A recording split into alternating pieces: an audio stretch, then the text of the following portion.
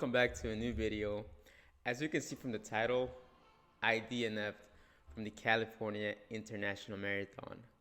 And I also got this little microphone, so it might look weird. I'm becoming a YouTuber now, trying to make things more professional. So I don't know if it's gonna work or not, but got this microphone, hopefully it works.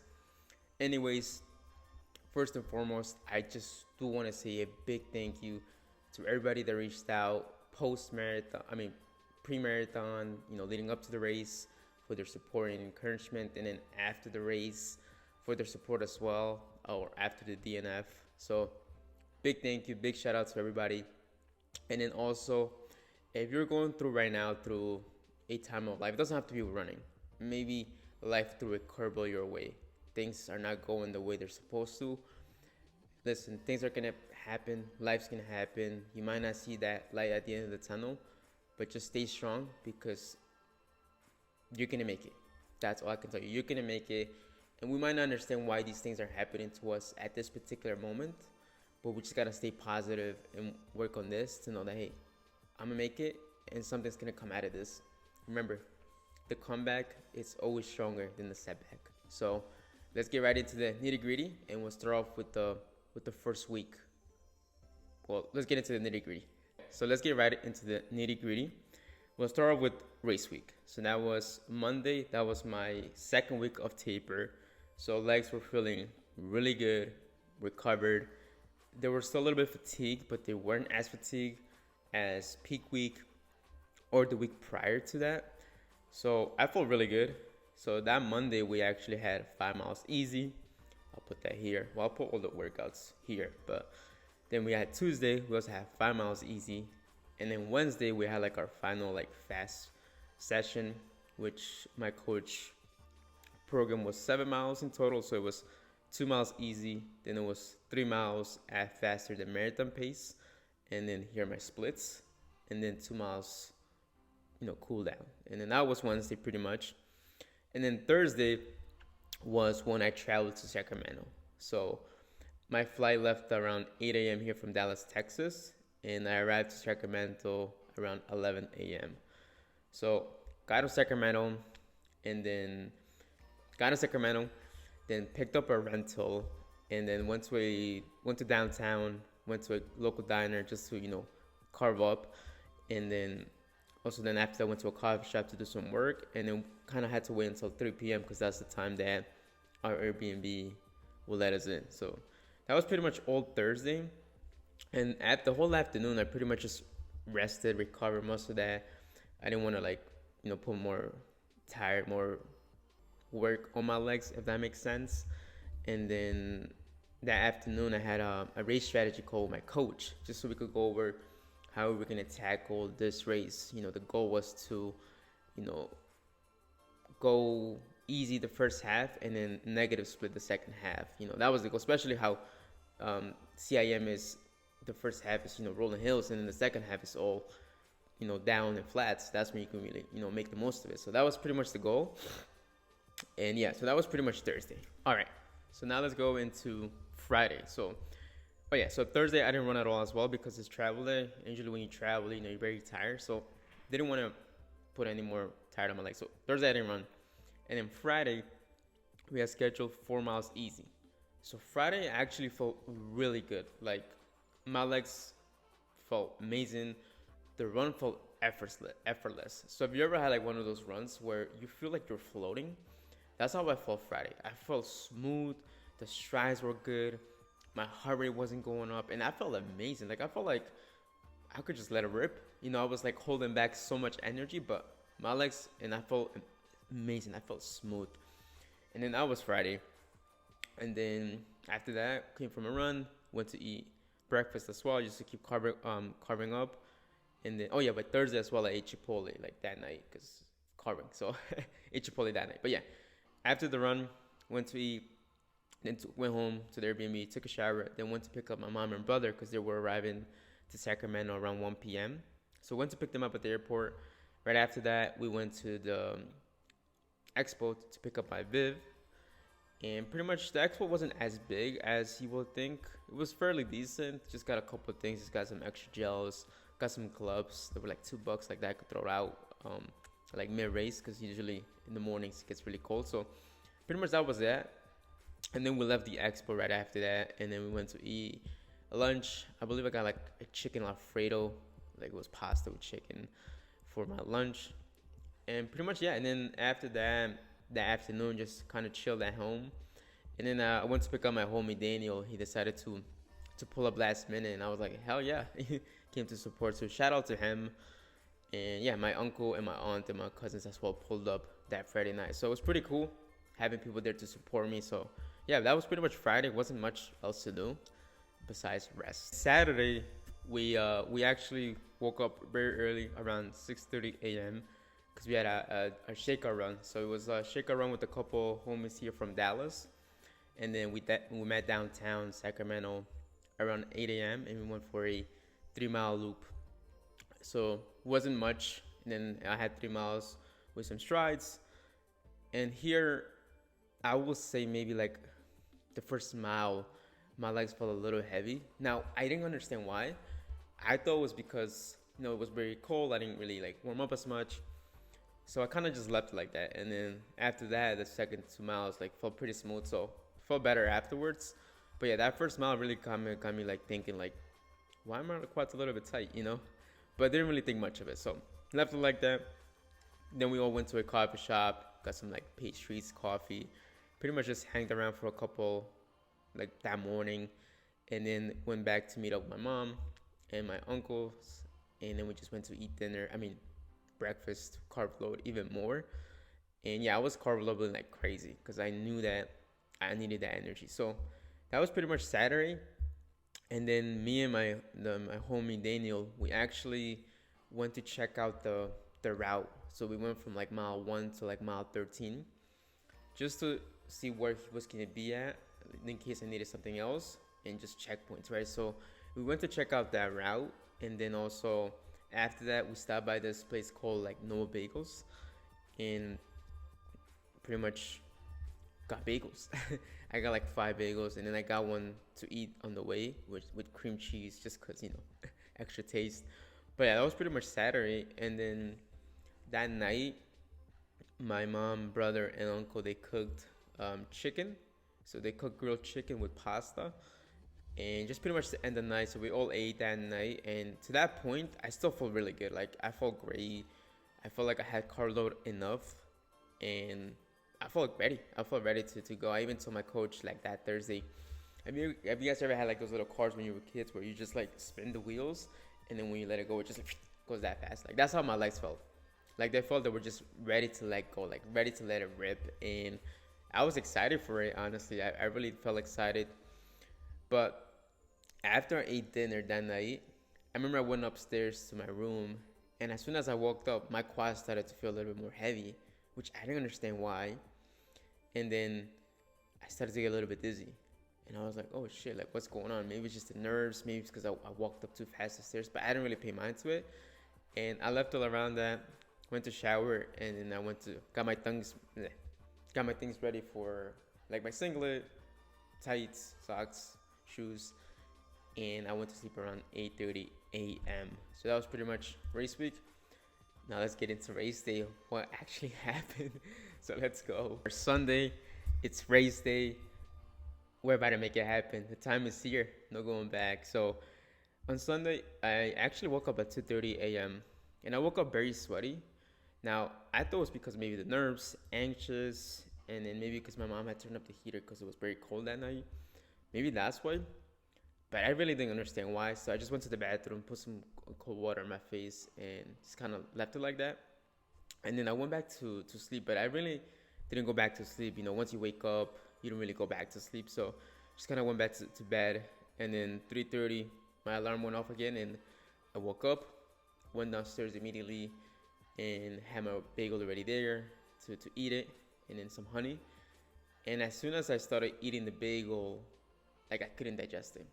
Like it felt so heavy just, eating it. And I don't think I finished. I think I only ate like half of it. And I was very concerned. I was like, why can I not put this bagel down? Like usually bagels go super easy with me, and it wasn't. And I was like, damn. So kind of knew something was wrong at that point, but didn't want to like mentally get into that. So decided to let it go. Went to the restroom, did number 2, and I thought that would help, which it did a little bit, but didn't really help us much. Went back to my room, put on my singlet, put on my tights, and I was feeling already a little bit dizzy and nauseous. And I was getting very concerned. I was like, what's going on? But then my friend came out. He's like, you ready to go? I was like, yeah, let's head out. So he was actually gonna drop me off at the shuttle station, so they could drop me to the Starline. So we left the house around, I believe it was like 4:15 a.m., 4:20 a.m., and we got to the start around 4:45 a.m. And even during the ride to the shuttle bus, like I was hyping myself up. I was putting some music, some Kendrick, some Tupac, some Biggie, just trying to hype myself up. Like, nah, this can be okay. We're gonna get it done. Today's the day. But I knew something was wrong. I just didn't want to tell them. So we got to the shuttle bus around like 4:50ish a.m., 4:45, 4:50ish a.m. And I remember we were waiting on the car, and he had the heater on, I guess, because it was cold too, and I had to shut off because I was feeling more nauseous and more dizzy. And then we got off because they told us that we had to like walk to the bus. So that's what we did. So got out the car, walked to the bus, and he was telling me like, yo, bro, you got this. You work for this. And I was like, yeah. But I was already feeling like really bad. Like I wasn't processing what he was telling me. Like I was just in another world at that point. And I remember as soon as we got to the bus, I got in and I sat down and my head was just spinning. And I even got more nauseous. Have you guys ever in that situation where you feel like throwing up, your head just starts spinning and you feel like so dizzy? So that's what was happening to me. And then the bus took off, and it was about a 20-minute ride to the Starline. And all those 20 minutes, I just felt like, shit, like, damn, this is gonna suck. But I didn't really pay mind to it.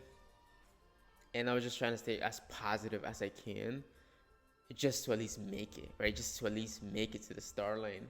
So we got to the Starline around 5:20 a.m. And as soon as we got there, we had to walk about another half a mile, which I don't know why they left us so far out. But regardless, we had to walk half a mile out almost to the Starline and then to the porta potties. Thankfully, there wasn't a lot of lines in the porta potties, so I went straight in. And as soon as I went in, I did number 2 again. And then after that, I threw up twice. And I was like, oh my God, what the heck has actually happened? Like, why am I throwing up? Like, I haven't, like, ate gels or anything like that. And I was already throwing up. And I thought, like, but then I was like, I'm throwing up, so that's good. Like, maybe it's getting everything out of my system, so like that I could feel better. So it did. After I threw up those 2 times, got out the porta potty, I felt a little better for 10 minutes. And then I met up with a few homies from Dallas. They were going for sub 3. Chat with them for a little bit. And then I just sat down with them. But I wasn't really conversating with them because I felt very bad. And I was just staring like into a blank space. And I wasn't really like being present in that moment because I wasn't feeling good. And that happened. So that happened. And then after that, it was around like an hour before the race started. I decided to go to the porta potty again because I still wasn't feeling good. And as soon as I got into the porta potty, just threw up like 3 times. And I was actually even thinking like, I don't think I could do this race. Like, I don't feel good at all. I was thinking of just like dropping out at that time. Like just, going to the medical tent and telling them like, hey, I don't really feel good. Like, can I pull out? Can I just go back to my Airbnb? But then I was actually thinking, I was like, my family's here.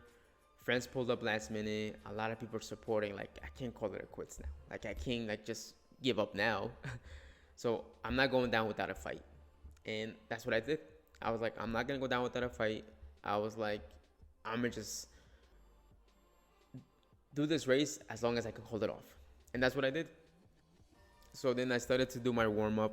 I believe I did like a 0.75 warm-up. I put the thing here. And even my warm-up, again, I couldn't hit my strides. I remember I was just like hitting like a 630s on the strides, but I wasn't feeling good at all. And my legs felt heavy. Like, I felt like I had the fever. Have you ever had the fever, when like a truck goes over you and your whole body just feels beat up? That's exactly how I felt. And then took on my clothes, the throw-out sweater and the throw-out pants that I had, and then went into the corral. I went into the wrong corral as well. There's two corrals, so in the CIM there's like the left and the right. So I went into the right side, and that was like sub 330 marathoners, and then I was like, oh shit, I'm in the wrong one. So I had to like, jump over the corrals to get to the left side, which was like the sub 245 group. So sorry if any runners got pushed in that way. So that happened, and yeah, pretty much that was that. And then was just hoping. I was just thinking, I was like, I'm gonna hold it off as much as I can and see where I could go. And boom, the gun went off. The started. Well, it wasn't really a gun. I think in CIM they switched it this year to like a little sound. Anyways, the race started, and the first mile was really good because in CIM the first mile is all downhill. So I hit like a 6:20 mile per pace. I'll put this plate here. So that felt really comfortable. So as soon as we hit the first mile, then we hit like a right turn, and that's when like the rolling hill started. Now I was prepared for the rollers because the route that I take here on my morning runs has a lot of rollers as well. So I was prepared for that. So I was very confident that, hey, this is going to be the first half, like, I'm going to take it, like, it's going to be mine. But started with the rollers, then mile 4 came, and that's when I tried to take my first gel. And that's when I knew, like, it's going to be a bad day, because as soon as I took my first gel, like, I couldn't put it down. Like, I barely finished. I think I maybe ate half, maybe less of the first gel, and then I was, like, ready to, like, let it all out. And even my hand water bottle that had my electrolytes, barely drank it as well. Didn't go down. So that happened at mile 4. And then at mile 6, I was hitting a low point, and I was like, I'm gonna quit. Like, this is it. Like, I can't make it. I don't think I could go more than this. And then I remember I saw my friend and my family at mile 7, which gave me some energy. So I decided to continue. I was like, let me continue. Let me at least get to the halfway point. But it was a struggle. And there were a lot of like downs and ups during these 13 miles. Like at some points, like I felt like I was gonna like just pass out. And at some points I felt like I'm ready to go. I'm ready to like let it rip. And then there were some other times where I just felt cooked. I just felt like, yeah, this is not gonna happen. And then mile 11 came, and my vision was getting really blurry.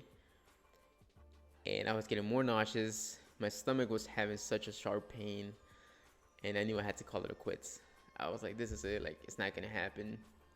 So as soon as I got to mile 13, when you make that left turn on CIM, like my family was there, which was pretty cool because I was like looking for them too. I was like, as soon as I got to like cross the halfway point, I was running and I was trying to eye out like, hey, where's everybody at? Like, I need to stop now. And they were like at the far end of mile 13. So as soon as I saw them, stopped my watch and then just told them like, I can't go anymore. Like, I don't feel good at all. And they were trying to encourage me, telling me like, you got this. Like, don't stop. Like, you're almost there. You're halfway there. But like, if you know me, like, I helped my friend, pace for 50 miles. So like, I knew this wasn't anything at all. But the pain was very bad, and I had to like just stop. And it was a tough pill to swallow because it was like 5-6 months of training for this goal. You put time, effort, the early mornings, like everything to it, and just for it to end like that, it does suck. And I felt like I was in the best shape of my life, but it was a great learning experience. Like I said at the beginning, like, things happen for a reason. I'm not here to complain. I'm not here to say it could have gone any other day. Like, why didn't this happen Monday? Why didn't this happen the week after or the week before? But things happen, and I learned to live with that. I learned to be okay with that. It sucks, yeah, but I'm moving on. And like I said, if you're going through some maybe things of your life like that, that's life, and things will happen for a reason. Just stay positive. And yeah, so after that, got off the course, and then we went to the car, and then I just went to the Airbnb. And as soon as I got to the Airbnb, I was like shivering. Like, I was shivering so bad. I remember we went to the room. They put me like with 2 blankets. I had my hoodie on. I was just so cold. And like, I couldn't eat anything either. Like, I felt like nauseous, dizzy, cold. I had the fever. Like, I was in a bad state, bad shape.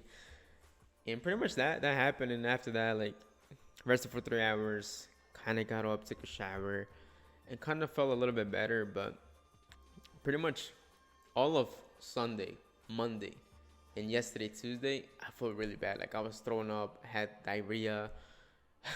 I was so bad. And just today, Wednesday, when I started to feel a little bit better, and that's when I got my first meal today, which was like a soup of vegetables. Like I hadn't ate anything Monday and Tuesday, like or Sunday.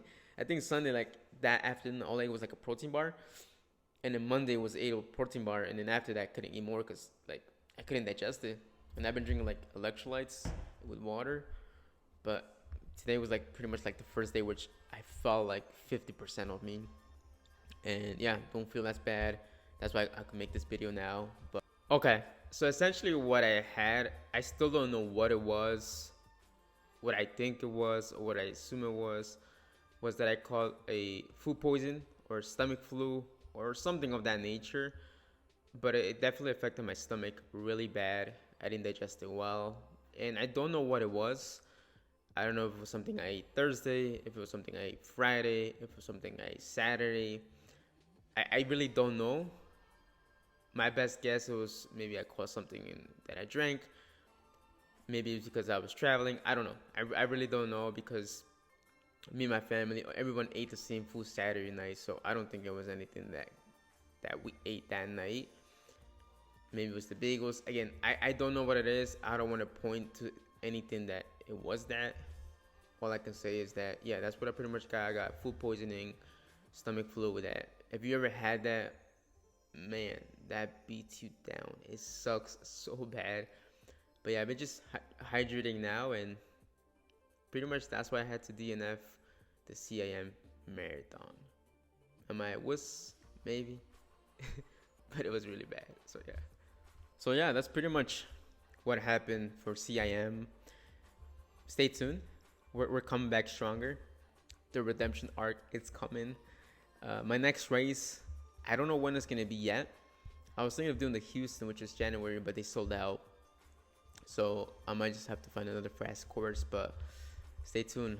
We're going to come back for that redemption arc. So again, I do appreciate, again, I just want to say a big thank you to everybody sending their encouragement words.